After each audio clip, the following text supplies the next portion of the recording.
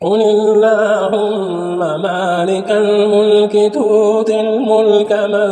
تشاء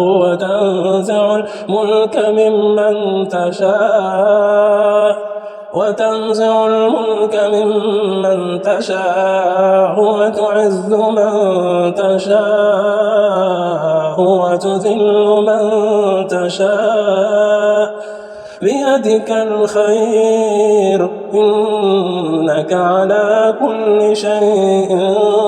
قدير رحمن الدنيا والآخرة ورحيمهما تعطيهما من تشاء وتمنع منهما من تشاء